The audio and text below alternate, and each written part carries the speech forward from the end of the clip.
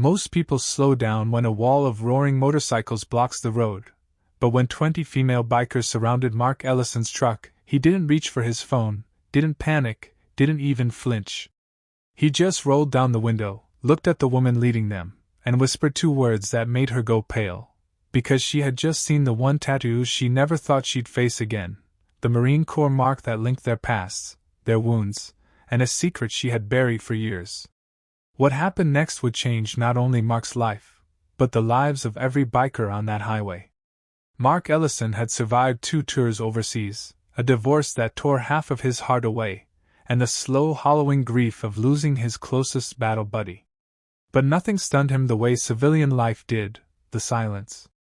The quiet that filled his small 2-bedroom home where only he and his 7-year-old daughter, Lily, lived. He worked long hours as a mechanic, trying to make ends meet, never once complaining, not because life was easy, but because Lily deserved a father who never quit. On a warm Saturday morning, Mark was driving Lily to her school's charity fair, the one he promised he wouldn't miss this time. Lily sat in the back seat, legs swinging, humming a tune she had made up, hugging her stuffed rabbit like a little guardian. The road stretched peacefully ahead, until it didn't. The sudden thunder of engines rolled in like a storm. First 3. Then 5. Then nearly 20 motorcycles formed a ring around his truck at the red light. Black boots, metal frames, leather vests with a patch he didn't recognize. Sisters of the Road, Iron Division. These weren't random bikers. They were organized. Purposeful. Silent. Lily whispered, "Daddy, are they bad guys?" Mark reached back and squeezed her hand. "No, sweetheart. Just stay calm." But Mark felt it. That old instinct tightening in his chest, those seconds before something unpredictable happened. He rolled down his window slowly, hands visible, old training he never forgot, and looked at the woman leading the formation. She removed her helmet. Long dark hair fell over a vest coated in road dust. Her eyes were sharp, commanding, but behind them was something else, something like shock.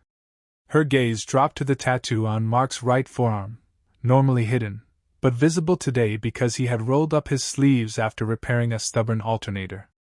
The tattoo was unmistakable. The eagle, globe, and anchor. United States Marine Corps. The woman's breath caught. Her posture stiffened. Her voice cracked ever so slightly. You served with 2nd Battalion?" Mark nodded, confused. "Yeah. Why?" But she didn't answer. Her hands shook. Her bikers looked at her, unsure whether to step in or step back. It was Lily's soft whisper. "Daddy?" That snapped the tension. The woman stepped closer, stopping just short of Mark's door, like someone approaching an old ghost. "My name is Raven," she said. "And you don't know me, but you knew my brother." Mark froze. Her brother's name, when she finally spoke it, hit him like a punch he never saw coming. He remembered the man instantly. A Marine who saved Mark's life but didn't make it home. The air felt heavy. The engines rumbled like a heartbeat. And nothing on that quiet highway would ever be normal again. Mark's world tilted, not because Raven stood there, tough, scarred, trembling, but because she spoke her brother's name with the same mixture of pride and pain that Mark carried in his own chest. Memories of dusty roads, frantic medevacs, and the last time he saw her brother alive came rushing back like a flashbang. Mark swallowed hard, forcing air back into his lungs. "Your brother," Mark whispered. "He saved me. I wanted to find your family. I tried.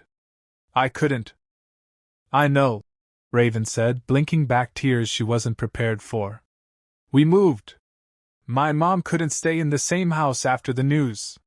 She stepped closer, her boots crunching on gravel. "Do you still think about him?" "Every day." The words fell from Mark like truth dropping into a canyon. Behind Raven, the 20 bikers, women of all ages, scarred by life but hardened by loyalty, watched the moment unfold with respect. None spoke. None broke ranks. Raven exhaled shakily. "We've been riding today because it's his birthday. We do it every year. But the ride felt empty. I felt like I was missing something. Her voice cracked. Now I understand why. Lily peeked from the window, small and confused. Raven's expression softened instantly, her tough exterior fading into something gentle. Hello, sweetheart, she murmured. Lily gave a tiny wave. Mark opened his door and stepped out, hands still steady though memories stormed through him like artillery. Raven looked at his tattoo again, the same one her brother had. Matching placement. Same ink artist. Same night before deployment. Mark lifted his gaze to the group. Why surround me? Why stop me? Raven hesitated. Because one of the girls noticed your tattoo. We thought you might be trouble.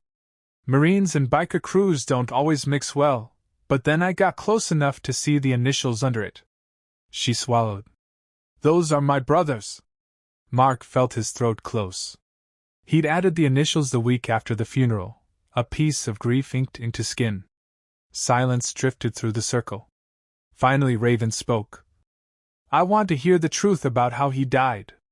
Everyone gave us the clean, polished version. I want the real one. The one only a Marine brother would tell. Mark nodded. I'll tell you. But not here on the road. Raven gestured to the bikes. Ride with us, then. You and your daughter.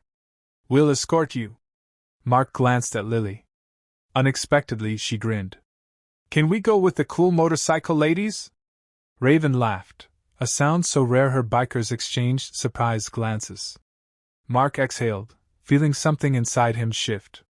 For the first time in years, the weight of survivor's guilt lightened, just a little. Raven extended a hand. Let's finish a story that began a long time ago. And together, Mark, Lily, and 20 roaring motorcycles rolled down the highway toward the truth, toward healing, and toward a moment that would bind them all far deeper than they expected.